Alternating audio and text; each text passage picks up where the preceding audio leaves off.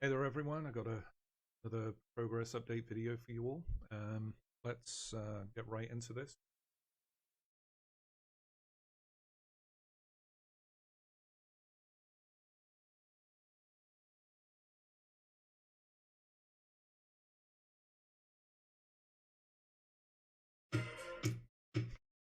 Would help if I shut off the audio. So right off the bat, I've changed the logo and changed the application name. So as you guys on the forum refer to the application as CTC, I've gone ahead and changed the logo and the application name to reflect that. So I've dropped 4 big box. All right, so that's not a huge change, but it was a logo change. It took a little bit of time to get the right fonts and whatnot. Anyway, so that's been done. And as far as the other visible changes, let's see. I click on Theme Manager. So I've made some UI tweaks to this. The last time I kind of showed this off, it was more of a proof of concept. That's where it was at. And the way it was rendering the themes inside each of these thumbnails, the aspect ratio was not quite right. And I had some of the metadata information missing and whatnot. But anyway, have to start somewhere. So, like I said, I've made some UI tweaks. The first one is, like I mentioned, the aspect ratio is now 100% correct. Okay, and the thumbnails are now generated in a higher fidelity, higher resolution, but they're not burning through your hard drive. The files aren't that big at all. It's just the way that they were being rendered in the last video. They looked scruffy. So I think these actually look pretty cool now, right? When you select a theme, or at least when you click on a thumbnail, you can clearly see that it's selected versus non-selected, and then you have the mouse over tracking as you're hovering over each of the different themes. So those are some subtleties there. The other one is, a recommendation from the forum was to break the themes out into different groups or groupings. So as you can see, I've got big box themes for Windows, and then I've got a theme for Launchbox for Android and Launchbox for Windows broken out here. Now, obviously, I don't support these two right now. This was purely for test, just to make sure that I can actually split or group themes accordingly, and I can. So in the future, whenever I get around to actually supporting Launchbox for both Android and Windows, then clearly you'll see your themes split out in this manner. All right. The other thing too, on the right hand side, the information panel for each of the themes, I have kind of cleaned it up a little bit. It's a lot easier to read now. And I've placed some more additional information in there. Let me see.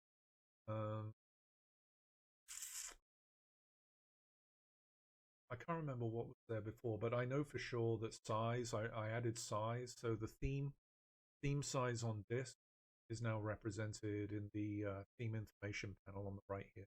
As you can see, I selected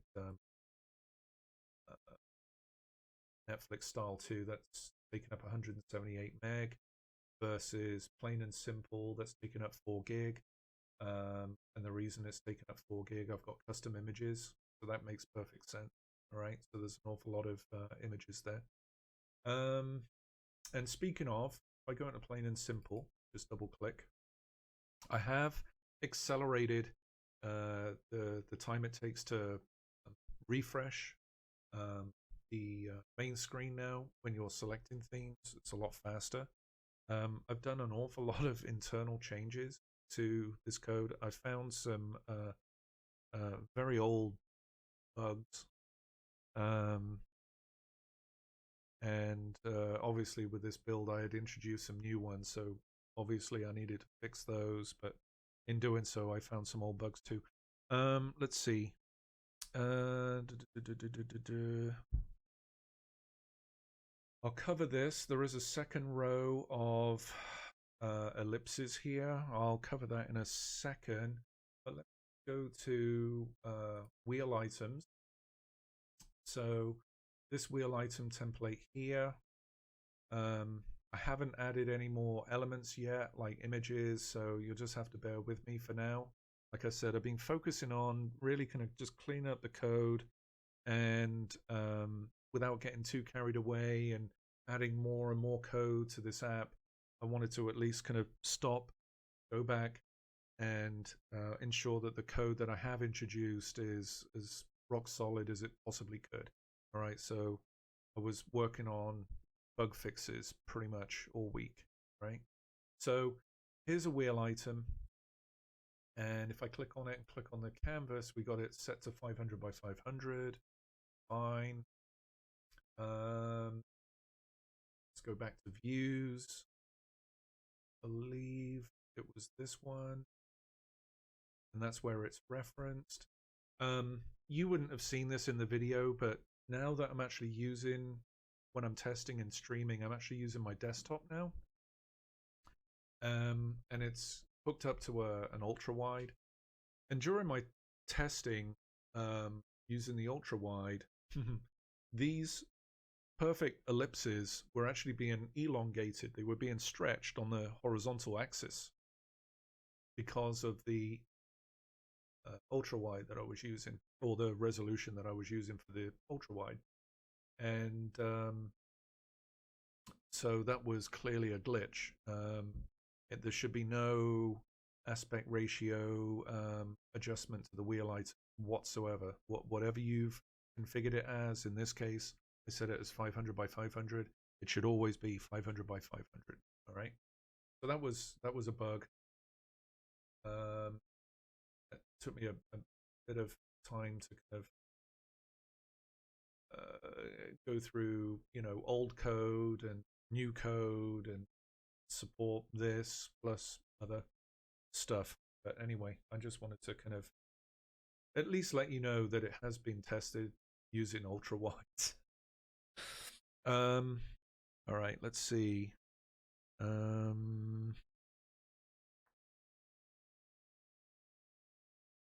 Wheel item code is no longer rescaled. Yep.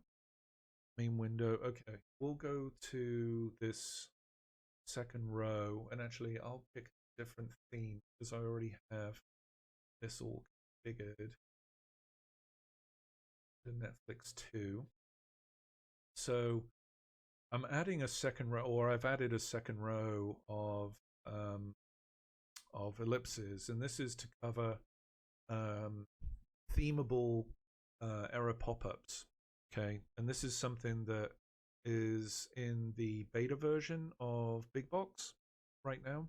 So there's a whole slew of XAML files that you can go in and tweak and really kind of configure and tailor, to meet your needs. So I've made a start at the very least, okay, on this, and one of which is the error pop-up view. All right, and if I click that and go in, and here we have the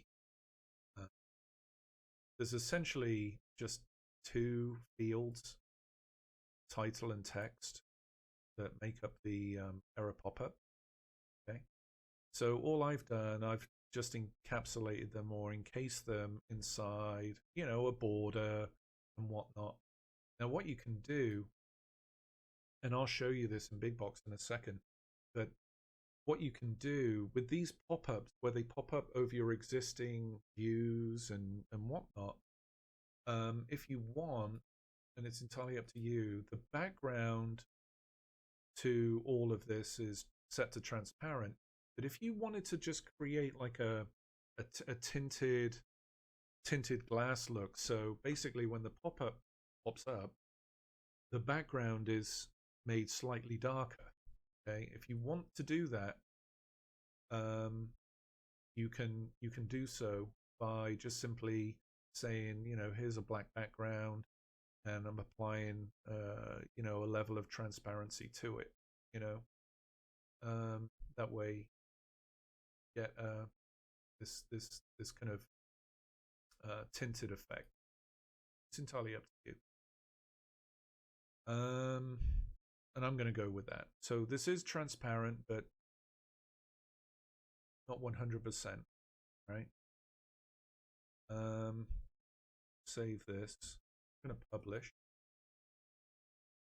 And here's the most recent modification, i.e. today. Someone on the forum said, hey, is there any way of just publishing the XAML code only without republishing all the custom images or any kind of images that I've already got packaged? Especially if you're testing and you're doing multiple iterations, you don't want to wait for it to copy all your images and files from the theme creator to the final theme. So I'm going to use this.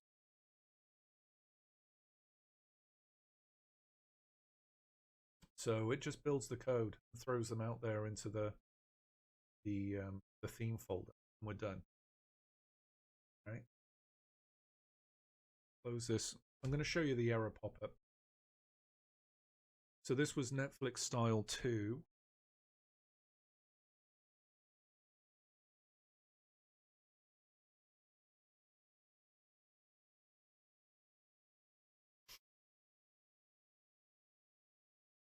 Yeah.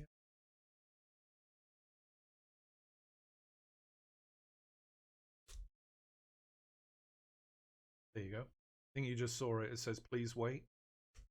Please wait. I mean, it happens so fast. Let's see if I can get it to... I'm trying to think where all the other places where this stuff is used. That was a good one. It stayed on the screen for a while.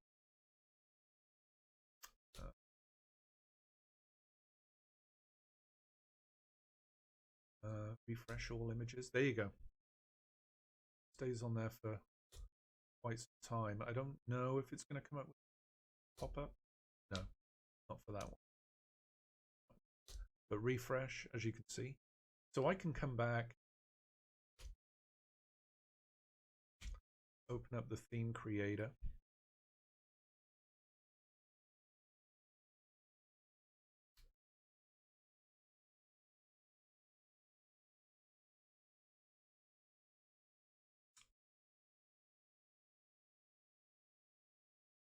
Say I want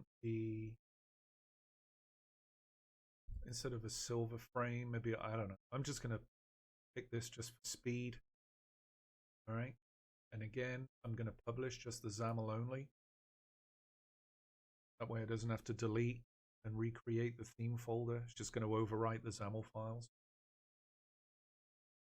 All right, let's relaunch Big Box.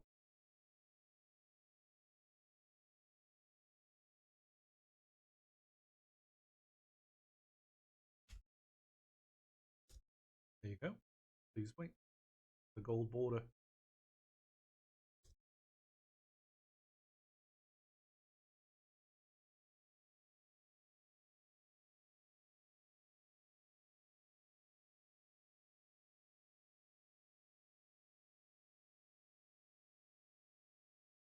I don't know what else causes it to stay on the screen a lot longer than it has been, but you get the point. All right. So like I said, I've made a start in at least defining some pop-ups. And I'm actually waiting on Farron or Brian to provide some documentation. He's on vacation this week. Just so that I know where they're used, how I can get to them so I can test them. For example, I got one here, achievement, leaderboard, entry view. I don't know how to get to it. I don't know if it's specific to Big Box or if it's just a launch box one. I don't know. So I really haven't done any testing with it to prove that it's working within Big Box because I don't know how to get there. But like I said, whatever pop-ups I can I can get to in this build, I'll certainly supply them. Right? Just in case you see the latest version of Big Box, like, oh, when can you make these pop-ups themeable in the community theme creator? Well, it's been addressed. I don't think there was really anything else. Like I said, my focus has been to really stabilize the code, especially all the new code that I've added, performance wise, and anything that causes it to crash. I've tried to alleviate that as best I can, and obviously closing out old, well, bugs from very old code. Um, that's really taken the majority of my time. But just again, any kind of new features that I've added, cleanup, and then, like I said, with the theme manager, it was really a case of tweaking up the UI and whatnot. And that was the other thing too. I didn't even show you this. So if I go back to um, go to here, hit edit, and I save the view, and then I go back into theme manager, you get this to say that there's no thumb. Meanwhile, it's building the thumb, and now it's going to pick the last view that you saved. Now, technically, the last view that I saved was that error pop-up thumb, the error pop-up with a very small, where it would come up with "please wait." Well, I didn't really want those thumbs showing up in. I didn't really want those pop-ups to be displayed or selected in order for these thumbnails to be generated, because generally they're not colorful like a typical view. So I've kind of excluded those from being selected to generate a thumbnail. I'm just letting you know, right? If you're like, well, the last thing you updated for that theme was an error pop-up. Why didn't it re-render? Well, that's why. And I can go back into Netflix style too, and I can change the aspect ratio to 16:9, for example. Okay, and I've changed it here. I go back into Theme Manager. It removes the thumb. It rebuilds the thumb, and when it rebuilds the thumb, it rebuilds it with the correct aspect ratio. So as you can see, it's got a top and bottom border now because the aspect ratio is set to 69. So like I said, I've fixed all that. It's truly representing how the theme has been configured. Just go back to what it was. I can go back in, rebuild it. I'll take up the full area now because it's set to stretch. There you go. Okay. So that's where I'm at with this. I will be focusing on adding the as many remaining elements I can to the wheel item, like images and whatnot, just so that I can kind of somewhat put closure on that. But that doesn't mean I'm complete. I still have storyboarding or animations that I can or should allow for wheel items, and there's also visibility conditioning that I need to add and test to wheel items as well. All right, so that's obviously the code is there within a main view. The code that I build for wheel items is just a little bit different, so I've got to be very careful, make sure that I don't create any kind of compatibility issues between generating code for a view versus for a wheel item, that kind of thing. So I'm just letting you know that it's not straightforward port. But yeah, that's my focus really for this upcoming weekend, is to add images and stuff like that to the wheel item. Like I said, to really kind of put try and put closure on it, supporting all this stuff. And then it's really just testing the crap out of it, really. Does it support animation? Does it support visibly conditioning? All kinds of other combinations that I can throw at it, and trying to keep all this stuff as running as quickly as possible. All right. And then once I get to that point, then I'll really it's just really a case of just sharing this build with a couple of individuals that will test it out with the themes that they have and some ideas that they have and whatnot, and then see when it's ready for release. Like I said, I've got these pop-ups to address. I'm not gonna add them all. I'll add as many as I can, so it won't delay me releasing the build, because I can always release it and then start working on finishing up the remainder of the pop-ups that are a future build. So that way, it kind of gives you an idea of where we're going, like an introduction, and then the next build will hopefully have all the pop-ups in, if that makes sense. But yeah, that's the progress update. And like I said, the build I'm using right now is hot off the press as of this morning, with the introduction of another feature or option just to generate XAML code. But anyway, yeah, that's where we're at. So give it another couple of weeks or so. I'll have another update video for you. Okay. All right. Well, take care, everyone, and thanks for watching. All right. Take care.